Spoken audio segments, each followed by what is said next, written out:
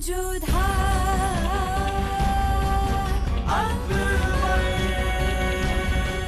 ये धारावाहिक किसी प्रकार की ऐतिहासिकता का दावा नहीं करता। तत्कालीन परिस्थितियों को दर्शाने के लिए आवश्यक और उचित नाटकीय रूपांतर किए गए हैं। ऐतिहासिक रूप से जोधाबाई के स्थान पर हरकाबाई, हीर कुंवर जैसे नाम इतिहास में प्रचलित हैं। ये धारावाहिक किसी भी सामाजिक परंपरा और पारिवारिक संबंधों का ऐतिहासिक दावा नहीं करता है। इसका उद्देश्य किसी भी समुदाय की भावनाओं को ठेस पहुंचाना नहीं है। राजा मानसिंह, इस फौज की अगुवाई आप करेंगे। तोड़मल साहब और खाने खाना आपका साथ देंगे। हमारी एक फौज पहले से ही वहां मौजूद है, लेकिन हम चाहते हैं कि एक बड़ी फौज वहां पर ले जाई जाए। क्षमा चाहते हैं शहंशाह, परंतु पाटन के क्षेत्र पर विजय करना इतना आसान नहीं होगा। सीधे आक्रमण में भले ही हम जीत जाएं, परंतु इससे हमारी सेना को भारी नुकसान होगा। तो हमें आक्रमण की एक योजना बनानी होगी। तो फिर क्या करना चाहिए? शहंशाह, हमें लगता है कि हमें अपनी फौज को धीरे धीरे वहां पर पहुंचाकर बीच पाटन पर आक्रमण करना चाहिए। हमें लगता है हमें धीरे धीरे उत्तर की ओर आक्रमण करके दक्षिण की ओर बढ़ना चाहिए। रोटी अगर बीच में से खाई जाए तो किनारे बच जाते हैं। हम नहीं चाहते कि हम एक तरफ से हमला करें और उनकी फौज दूसरी तरफ से भाग जाए। हम नहीं चाहेंगे कि वो भागी हुई फौज फिर से इकट्ठा हो और फिर से हम पर हमला करने की कोशिश करे। इसलिए इस पाटन नाम की रोटी को हम हर तरफ से खाना शुरू करेंगे और धीरे धीरे बीच तक खाकर हम पूरी रोटी खत्म कर देंगे। इसलिए राजा मानसिंह, हम चाहते हैं कि आप उत्तर की तरफ से हमला करें। राजा तोड़मल साहब, हम चाहते हैं कि आप पूर्व की तरफ से हमला करें। और खाने खाना, हम चाहते हैं कि आप दक्षिण की तरफ से हमला करें, ताकि उनकी रसद और कुमक की आवाजाही बंद हो जाए और फिर पूरा पाटन हमारा हो जाए। होशियार मलिका आजम मरियम मकानी बेगम हमीदा बानो तशरीफ ला रही हैं। और कह दीजिएगा शहंशाह, हमें आपकी बताई रणनीति पर काम करना है। प्रणाम शहंशाह।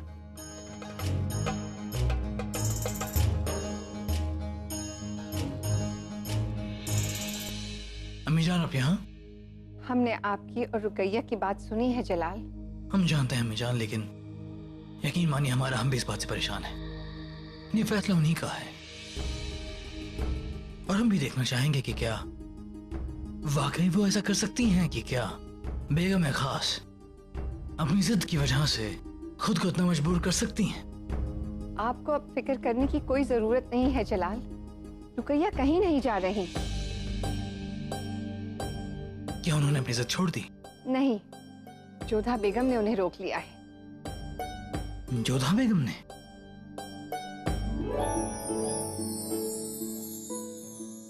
निर्धन बालकों की छात्रवृत्ति के लिए हमने जो रकम निर्धारित की थी, उसमें से कितनी उपयोग हुई है और कितनी रकम शेष है, हमें बताइए। रख लिया।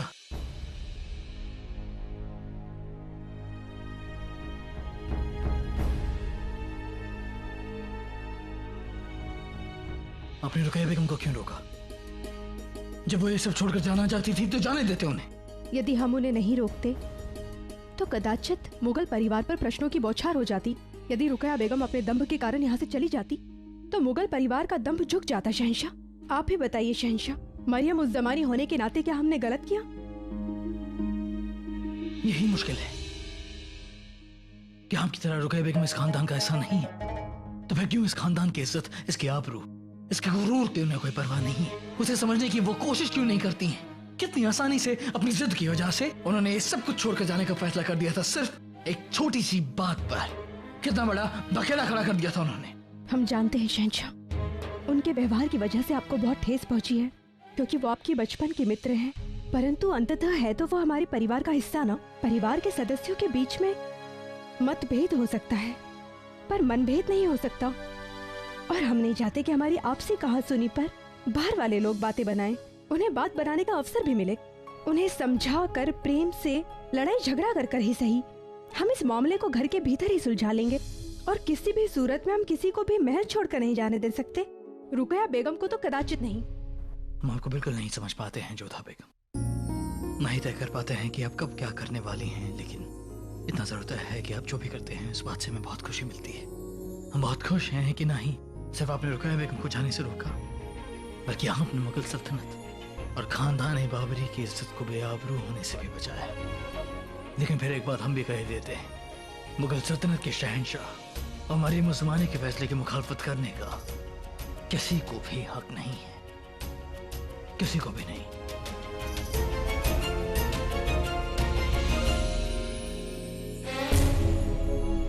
हम मरियम उस ज़मानी हैं और केवल हरम ही नहीं बल्कि पूरी सल्तनत हमारे अधिकार क्षेत्र में आती है।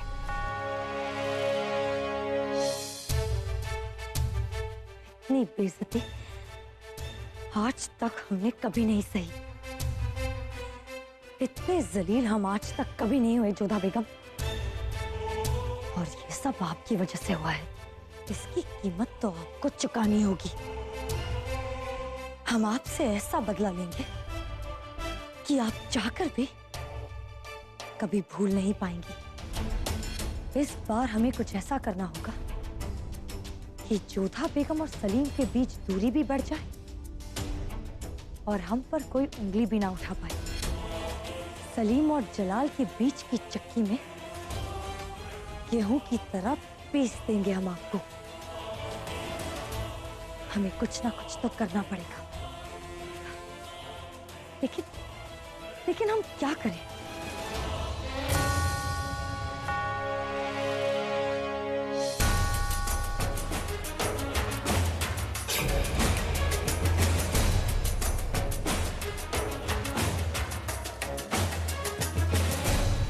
हमें जवाब मिल गया कि हमें क्या करना है।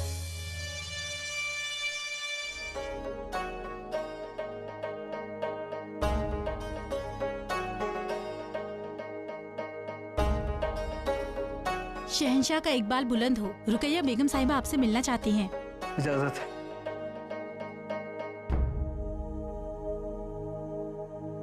सलाम शहंशाह। रख लिया।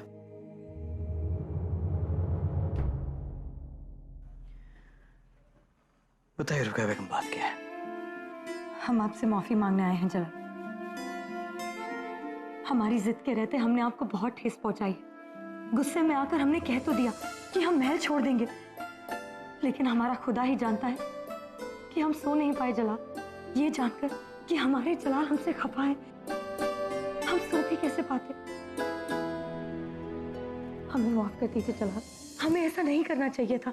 ये तो खुदा का शुक्र है कि जोधा बेगम ने हमें आकर समझाया, वरना अनजाने में हमसे बहुत बड़ी गलती हो जाती।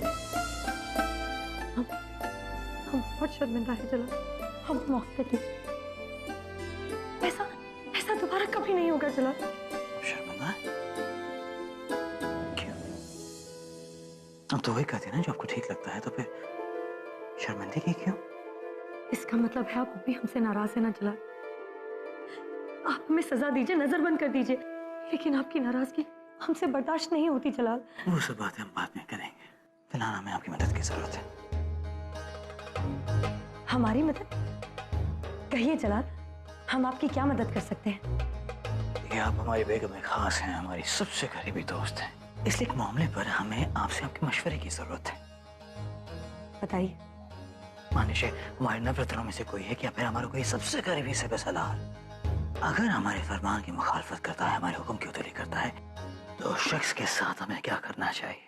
आपको उसे सजा देनी चाहिए। शहंशाह की मुखालफत करना किसी के हक में नहीं है, चाहे वो कितना भी खास क्यों ना हो। तो आपके नजरिए से अगर कोई हमारे फैसले की या हमारे हुक्म की उतरी करता है, हमें उसे सजा देनी चाहिए। तो फिर आप हमें ये बात बताएं रुकैया बेगम, जब आपने हमारे हुक्म की उतरी करी, तब आपकी सजा के तौर पर हमें आपको क्या सजा देनी चाहिए? हमने क्यों? जब हमारा हुक्म था कि रेशम खान को तोप चढ़ा दिया जाए, आपने कैद खाने में जाकर उसका जो कत्ल कर दिया है, क्या वो हमारे हुक्म की मुखालफत नहीं है रुकैया? ठीक है, मानते हैं कि आपने तैश में आकर रेशम खान का कत्ल कर दिया, लेकिन आपने वो बात हमसे कैसे छुपाई? क्या लगता है आपको कि हमारे किले में कोई कुछ भी कर देगा? हमें इस बात की खबर नहीं मिलेगी। हमें हर एक हरकत की खबर रहती है। जब आपने रेशम खान का कत्ल किया उस बात की खबर थी हमें, लेकिन हम चुप रहे, हमने कुछ नहीं कहा। क्योंकि हम मानते हैं कि रेशम खान ने आपके साथ गद्दारी की, लेकिन आपने उसके पास जाकर उसका कत्ल करके हमारी तौहीन की है। हमें माफ कर दीजिए जनाब, लेकिन हम करते भी क्या? वो ख्वाजा सर जो हमारे रहम पर पल रहा था, जो हमारा खास था, उसने हमारे बेटे सलीम को मारने की कोशिश की, उसे अफीम की लत लगाने की कोशिश की। सलीम हमारा बेटा है जनाब। हमारे बच्चे भी हैं रुकैया, वो जोधा बेगम के बच्चे भी हैं। जोधा बेगम भी उनसे बहुत प्यार करती है। जोधा बेगम भी मिलने गई थी रेशम खान से, लेकिन उन्होंने हमारे हुक्म की मुखालफत नहीं की क्योंकि उन्हें हमारे हुक्म की इज्जत है। रुकैया, हमने आज तक हर बार हमारे हुक्म की तौहीन की है, हर बार हमारे हुक्म की मुखालफत की है, और हमने आपको बार बार मौके दिए हैं, बार बार आपको माफ किया है, लेकिन ये आखिरी बार माफ कर रहे हैं हम आपको। इसलिए ध्यान रहे कि आइंदा ऐसी गलती होने ना पाए। जी शहंशाह।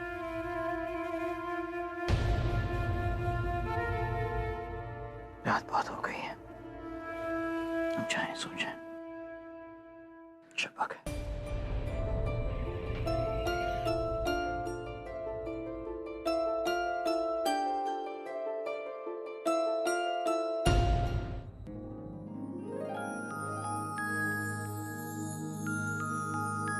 तो हमारे शहजादे आए हैं अपनी दादी जान से मिलने।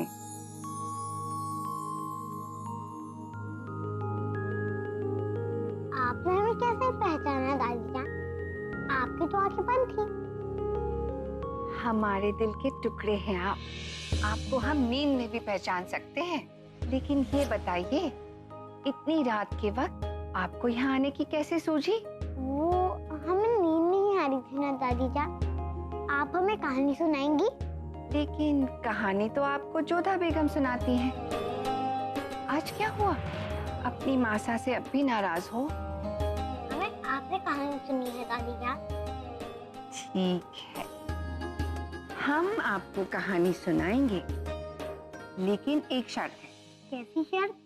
वादा करिए कि आप हमेशा हमारी बात मानेंगे। वादा। ठीक है, तो हम आपको एक बादशाह और एक बेगम की कहानी सुनाते हैं। बादशाह और बेगम की नहीं, हमें कोई और कहानी सुनाइए। ठीक है, हम आपको जंगल वाली कहानी सुनाते हैं। एक जंगल में बहुत बड़ा शेर था, ताकतवर, खौफनाक, और उसी जंगल में एक छोटा सा खरगोश भी था, मासूम सा, मुलायम मुलायम।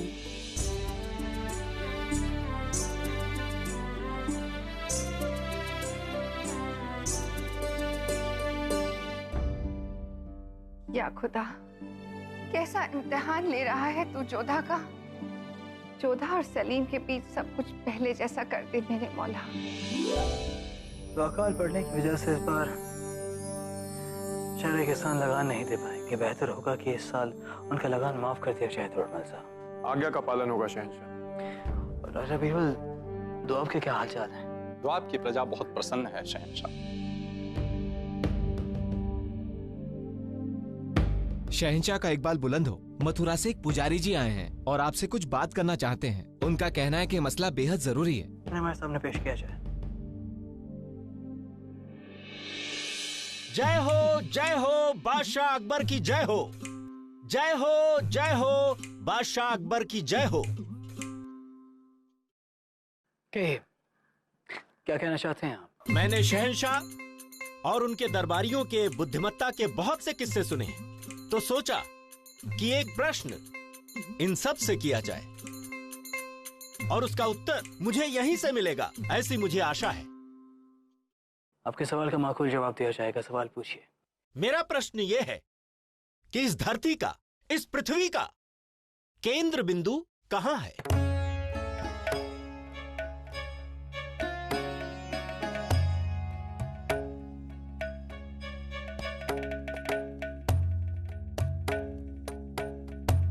आपके सवाल का जवाब हमारे नवरत्न आपको देंगे। तो ठीक है शहंशाह, आपके इन नवरत्नों में से अगर किसी ने भी मेरे प्रश्न का उत्तर नहीं दिया तो आपको इनकी जगह पर मुझे नियुक्त करना होगा।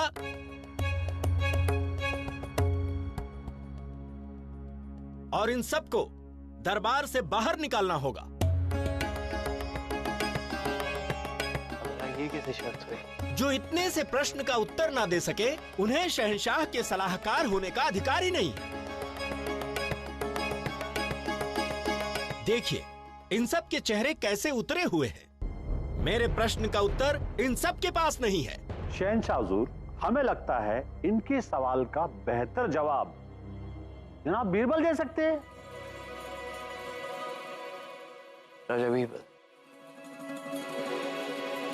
किस सवाल का जवाब है आपके पास? प्रश्न का उत्तर तो देना ही होगा शहंशाह, क्योंकि ये महोदय तो हम नवरत्नों के पेट पर लात मारने की योजना बना चुके हैं। महोदय, मैं आपका प्रश्न पुनः सुनना चाहूंगा। घबराहट में आपने प्रश्न सुना ही नहीं क्या? नहीं सुना, दोबारा सुनने की इच्छा है। ठीक है, मैं फिर से दोहरा देता हूँ। मेरा प्रश्न है, इस पृथ्वी का केंद्र बिंदु कहाँ है? आज्ञा है शहंशाह।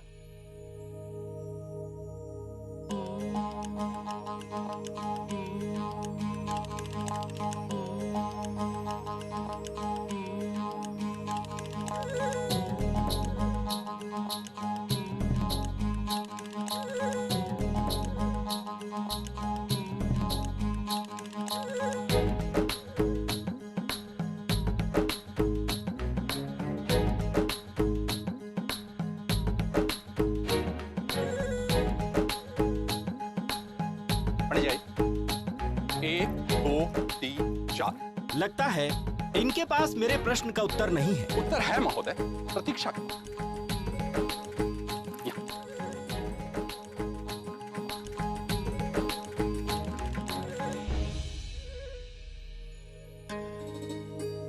आपके पास मेरे प्रश्न का उत्तर नहीं है, इसलिए आप मेरा अपमान करेंगे, वो भी शहंशाह के सामने? अपमान नहीं कर रहे हैं महोदय, हम तो आपको आपके प्रश्न के उत्तर तक पहुंचा रहे हैं। यही वो पृथ्वी का केंद्र बिंदु। आप इतना विश्वास के साथ कैसे कह सकते हैं कि यही केंद्र बिंदु है? आपको अगर विश्वास ना हो तो आप स्वयं नाप लें। पृथ्वी के एक कोने से दूसरे कोने तक, दूसरे कोने से यहां तक आप स्वयं नाप कर देख लीजिए। पृथ्वी का केंद्र बिंदु यही है। एक सूत का भी अंतर नहीं आएगा। आप हमारा उपहास कर रहे हैं। कोई पृथ्वी को कैसे नाप सकता है? यही तो, जब पृथ्वी को कोई नाप ही नहीं सकता तो पृथ्वी का केंद्र बिंदु कहां से आएगा?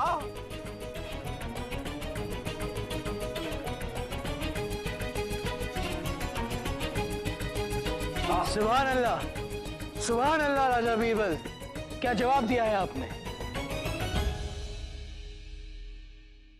शहंशाह, पंडित जी के लिए क्या आदेश है? मुझे लगता है कि इन्हें भी इनाम दिया जाए। जो सवाल इन्होंने हमसे पूछा है उससे साबित हो गया है कि हमारे नवरत्न किसी भी मुश्किल का हल निकाल सकते हैं।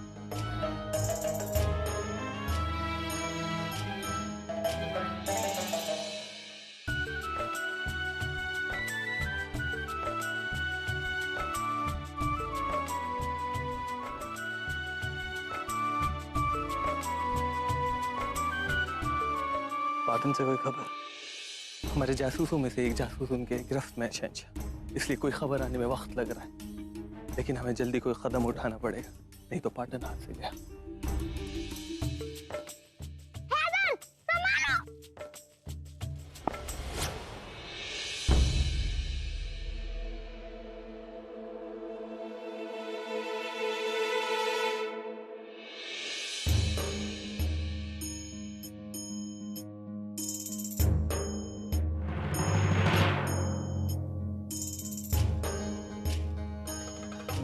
शहंशाह को लग गई है, अब क्या होगा? शहंशाह बहुत गुस्से में है।